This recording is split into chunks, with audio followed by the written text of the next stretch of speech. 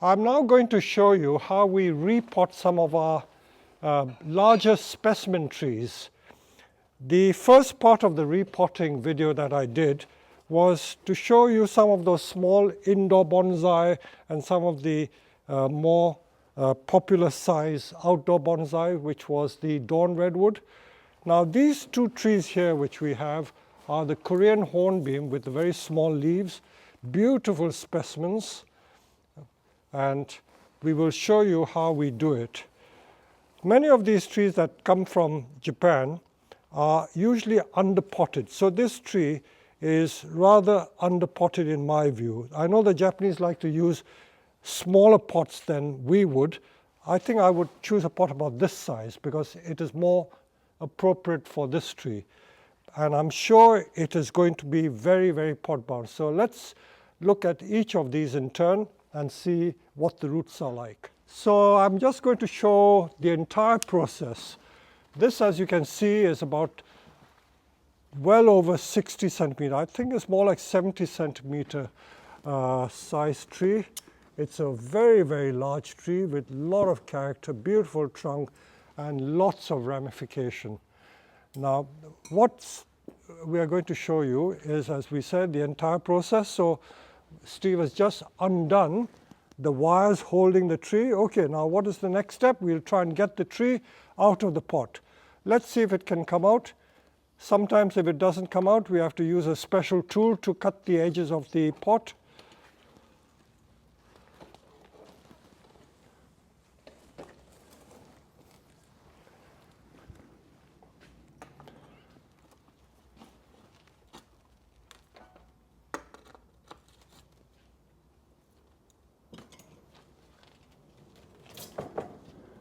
This, as we say, is a serious looking tree. Okay.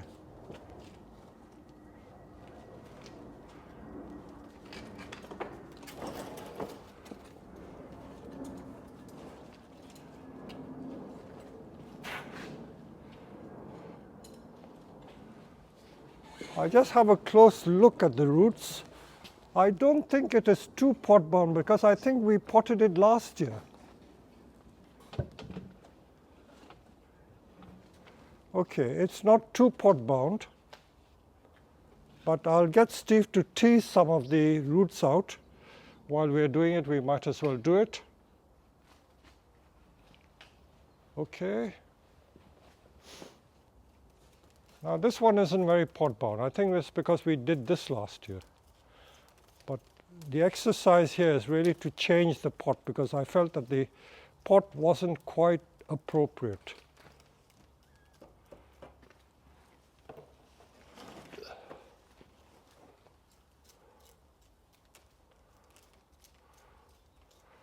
We will look at the surface roots on Nebari to see also if we need to improve it in any way. So repotting time, we should take advantage of what can be done to improve the surface roots. Everything's so lush on the nursery that even the weeds grow well. We will look at the underside as well to see if the roots are packed underneath. I doubt whether it is. Usually trees of this size and age, they only need to be repotted every 4 or 5 years, even if they're very healthy. The trident maple is the exception because trident maples are extremely vigorous, but this repotting is really to choose another pot because I wasn't very happy with this pot. Can you turn this underneath so I can see what the state of the roots are? Again, not too pot bound, so that's all right. Okay. So here I am in our pot shop, and just to give you some ideas to the size of our pot collection, we have pots of every shape and size. These are Japanese tokoname pots. These are very high quality Yixing pots. Look at the drum pots. We have mica pots, we have plastic pots. more Chinese yixing pots, more tokoname pots.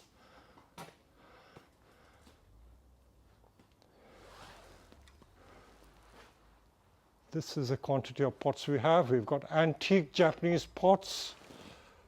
So I don't think you'll see so many pots anywhere in the UK. Nowhere in the UK will you see so many pots. Look at the stock of pots. Those are all the tokoname pots that I've been buying from the 1990s and up to 2007 and 2008. We used to bring a couple of containers every year, and I don't know where they all go. These are the very high quality tokoname pots, silver fox pots, ibushi pots, and we have antique pots as well. See the size of those pots. They're over a meter, 1.2 meter long, oval forest group planting pots. Now I'm looking for preferably an oval pot about 50 centimeter long. I brought a piece of wire. This was the existing pot that size. So I want something about another 4 or 6 inches longer. That might do. I like to mound the tree so I don't have to have it that deep. So there are many options. Of course, when a customer buys a tree, they have the privilege of changing the pot. And of course, we have so many pots, they can do what they like. I think this pot might do quite well. A deep pot is also nice. So I might try that one. So it's right. So we're going to look at the roots in detail. So this is the roots teased out, and you can see that there are a lot of crossing roots here. And if I can just point out, you see the roots should be going radially from the tree. Now this is crossing this way. This is a fault, so we've got to cut that one off. And anything which is crossing will take it off. So this is the obvious fault, so we get this root off. So with a branch cutter we can get that root off. Anything else crossing, we'll get it off. A lot of people keep asking me, oh, how do you do nebari? They love that word nebari, Japanese term for the surface roots. All we're talking about is surface roots which radiate from the center and not crisscrossing. Even here there's a bit of crisscrossing going on there. So that is not nice. So that top one should really come out. And this one also going that way, that should come out. So we're going to get this one out and this one out. So we've taken that crossing one out. So we return to this one, and that one is going to come out. So Steve is going to use either branch cutter or root cutter to cut them out.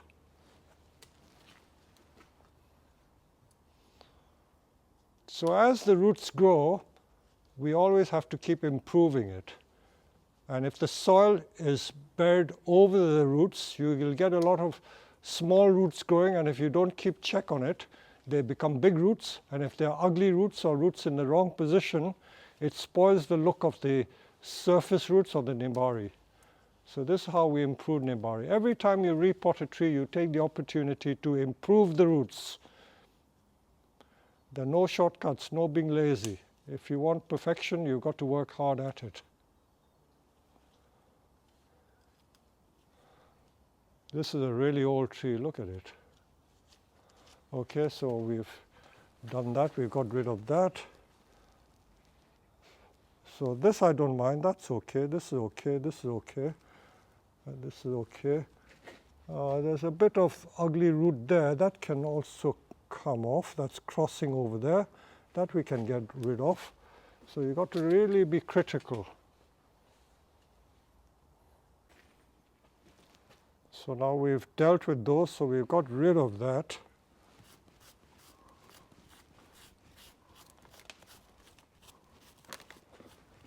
These are the fine roots. If you don't watch them, they can become thick, ugly roots. That we can pin down. Some of these sticking up we can get rid of. Now let's look at the other side. If you turn the tree around, I think there are some. So on this side,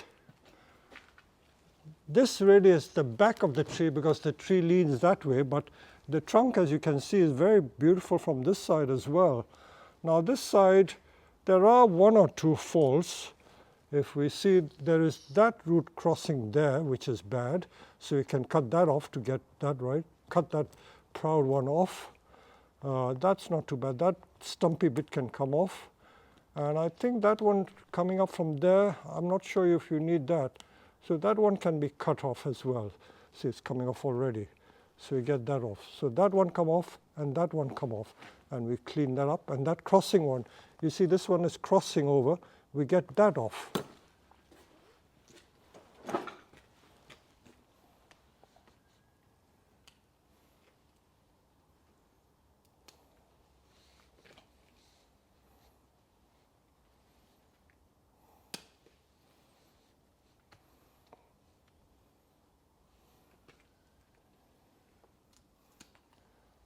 These trees remind me of these ancient English oaks that grow in these public places. In Windsor Great Park, Richmond, you get lots of these beautiful oak trees that have gnarled trunks just like this.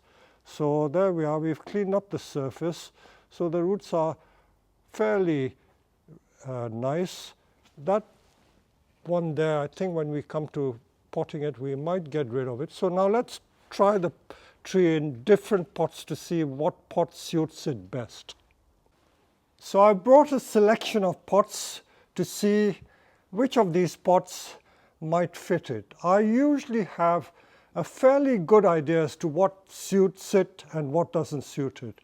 The pot from which the tree was taken out of is the one at the top there, and it's what we call a rounded corner rectangular. It's a cross between an oval and a rectangular pot, so it's fairly soft looking. This is more of a rectangular pot with soft edges but not hard edges, but it's much deeper.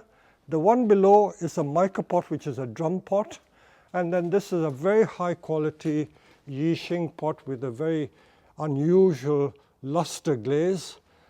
And we will try each of these in turn. So let's bring the tree and try it against each of these pots. If we put it in the cream pot, turn it around because I don't want the rusty side. Okay, let's see what it looks like in this one. Okay, can you put it in the center? Now, although the pot is only not more than an inch bigger than the old pot in which the tree was planted, because it is slightly deeper, if you put that old pot against, it makes quite a big difference. See, this pot is much shallower than the other one, so just having it deeper makes that tree look slightly different. Can you twist the tree so that it's more this way? I think it's too far to the right. When we come to potting it, it may need to have some of the roots cut. It's too far to the right.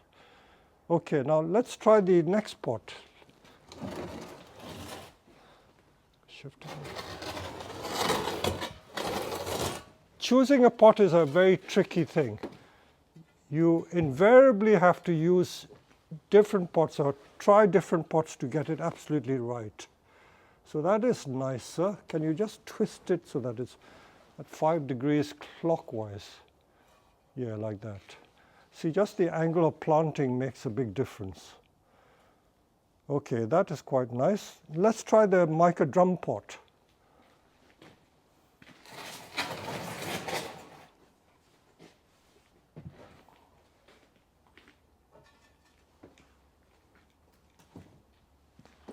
Usually with my experience, I can tell straight away what size pot is suitable. Can you just shift a little bit to the left?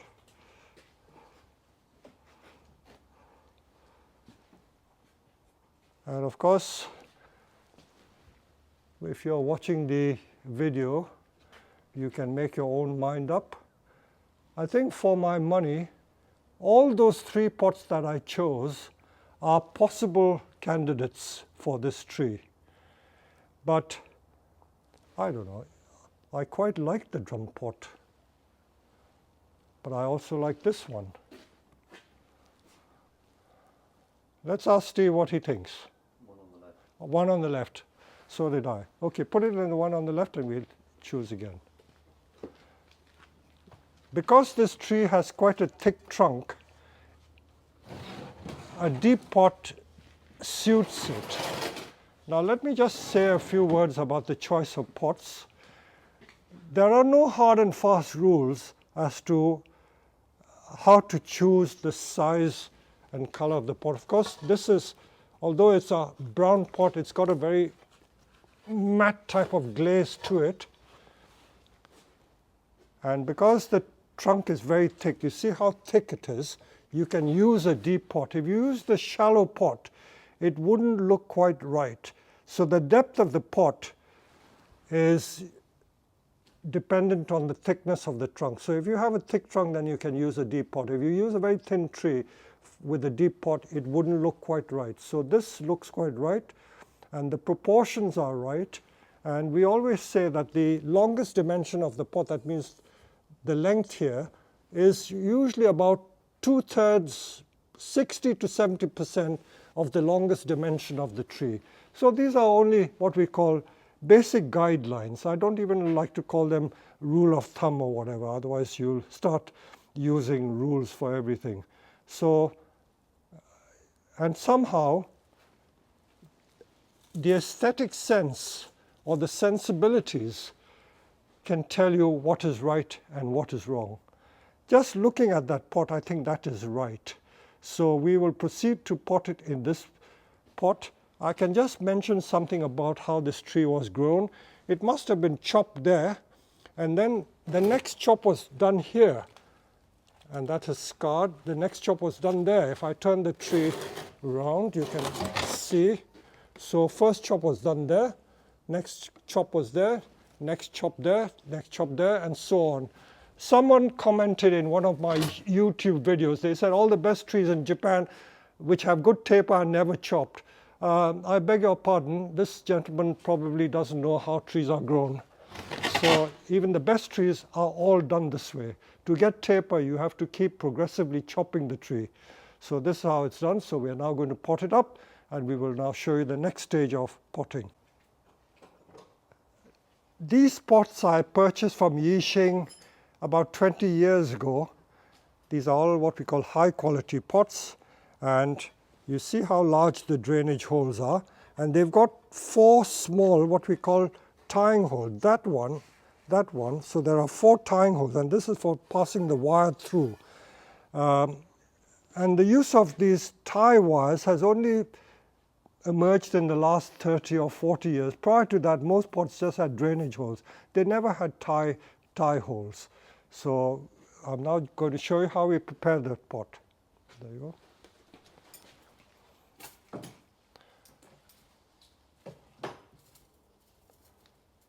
So we are going to use, that is I think 2.5 mil wire.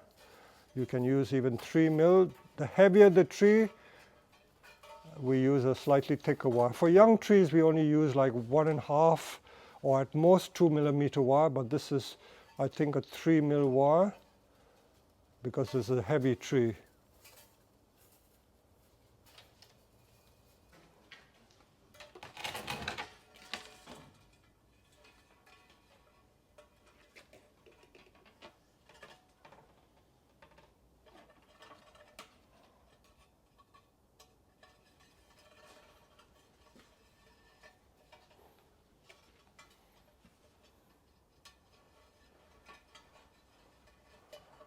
So it's worth taking time to be meticulous in what you do.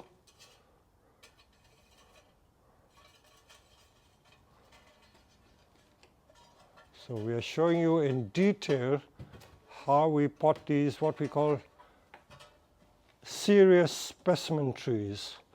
We have trees which are much larger than this, mind you, and they're very heavy to handle. Sometimes many of our trident maples require 4 men to lift. This one is just a single man tree. It's not large by any means.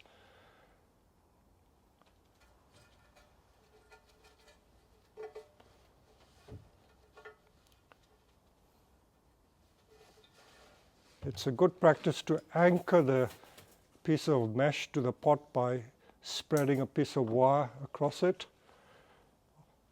I'm usually lazy. I don't always do it because I am very careful how I place the soil so that mesh will never move. There is no right and no wrong way. As long as that works for you, that's fine. Okay, we've now prepared the pot. Now, I think it is worth putting a tiny layer, a single layer of hugger soil at the bottom, because this is a deep pot, so we want to encourage drainage. So a little bit of hugger and then our standard soil. While Steve is preparing the pot and the drainage layer, I just mention a few tricks, give you a few more trade secrets. You notice that we use these cement mixing trays as a potting tray because it holds the soil in place, doesn't let it scatter. I've used this for the last 30, 40 years. And we use these upturned mica pots. You wonder why they are here. Because when I place it on the tray, the mica pot is absolutely level. It is dead level. So when I've potted a tree, I place it on the pot, and that gives me an idea as to whether the tree is level or not. So that is how we do it. This is the wire for tying the trees in, the root hooks. And these are all the implements we use for our repotting. So this is a busy time for repotting. We've been doing literally hundreds of trees every day. Hundreds. Because we have such a large stock of trees. Most of these trees you see here will be repotted at some stage. So this is a very fine grade of hugger. And this is the size of very fine peas, you know, the frozen peas you buy. So that's enough, that's perfect. That's the layer. And it's barely, not even ½ inch, it's only one single layer. I've mentioned before that I don't always believe in using a drainage layer, but for very expensive trees I don't risk it, so I use that. You don't have to, but it is a safe precaution to do. And you can use the Japanese volcanic grit, but we use hugger because it's a very light substance. You can use pumice as well. And of course, our soil is very free draining. Look at it. So that is fine. So let's place the tree in position. A bit of compost in there first. Oh yes, a little bit of compost. And then just a tiny layer so the roots touch. And then we put a little mound in the middle so that when we squash the tree, there are no gaps right in the middle. That's a little trick that we've done for years. Always mound the center so that once we squash it down, that mound will fill all the soil.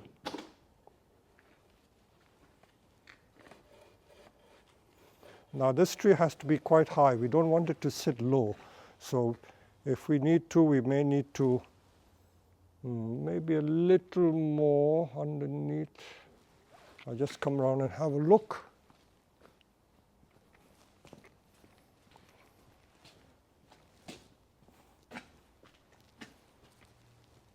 I don't want to hide the beautiful surface roots. I think we may need to raise it.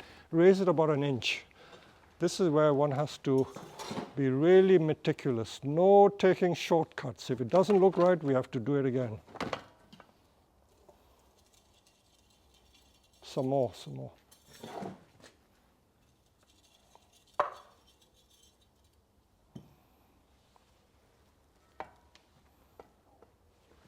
I like to mound my trees. Now the position in the pot is quite critical. Now because this branch is going that way, I think we need to bring it more like that. So when it came from Japan or when it was repotted, it wasn't quite right. So I've done like a 10-degree tilt over there. And the tree is still slightly to the right, which is fine. I think it can go ½ inch to the right. Just ½ inch to the right. You lost the position. You need to do the 10-degree again.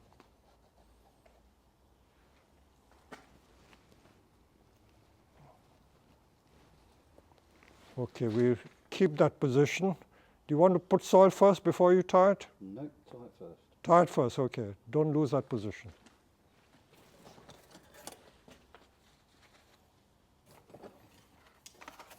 Don't compress it either.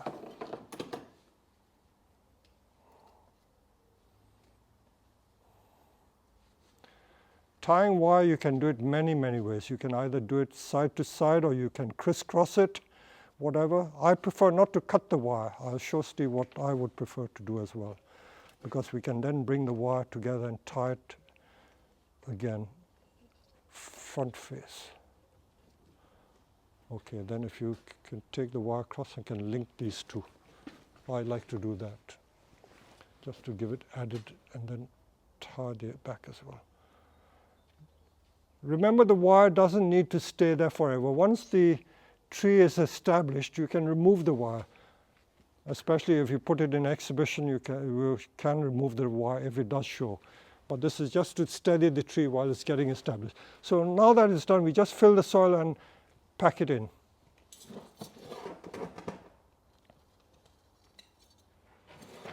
So here we are, we've done this tree, repotted it, and that's what it looks like.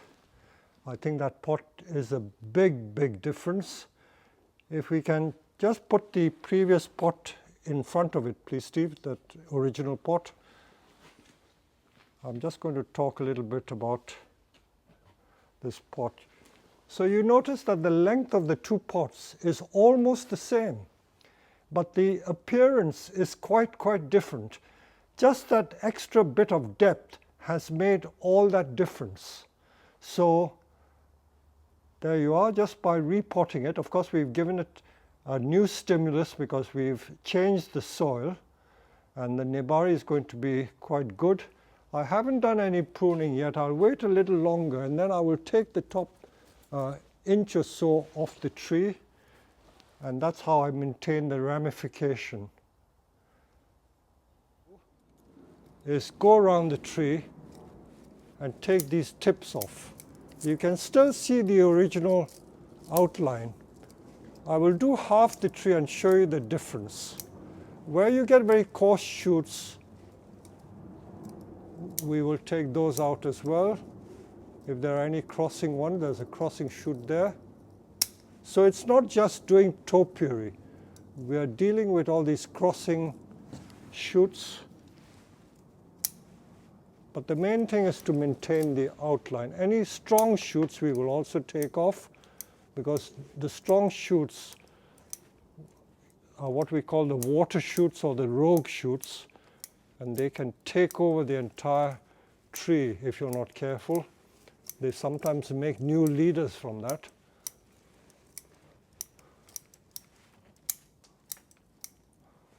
This is the part that most people enjoy doing. There's one branch coming out there. The Korean hornbeam is quite forgiving. The Zelkova serrata, Japanese greybark elm, is a very difficult tree to maintain ramification because you get a lot of dieback with those species, with the Zelkova serrata. And you can never maintain the ramification easily with Zelkova. Now, Zelkova, don't get it mixed up with the Chinese elm, because the Chinese elm in Europe is referred to as Zelkova, which it really isn't. The Chinese elm is ulmus. And we won't talk about that. That is done for import regulations to get over some of these import difficulties. I shouldn't be saying that.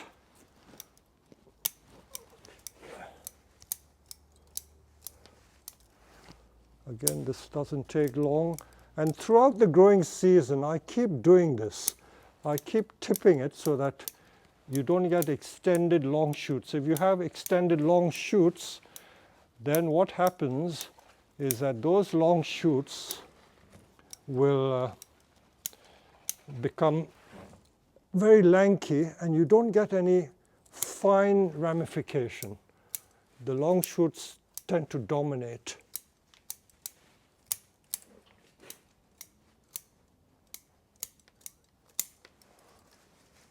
Inward growing branches you don't want. The more you look, the more you will find that there are faults.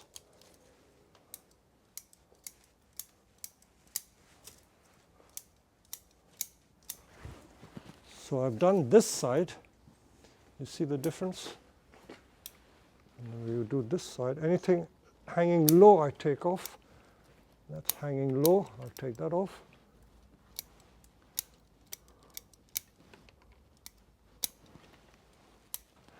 Now this is the back side, as I say. If we home in, you see the base of the tree, the trunk is really beautiful. Unfortunately, this is the back.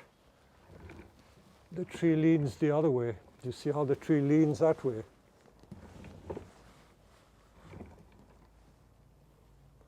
And some people will criticize, you see the branch coming from the inside of the elbow.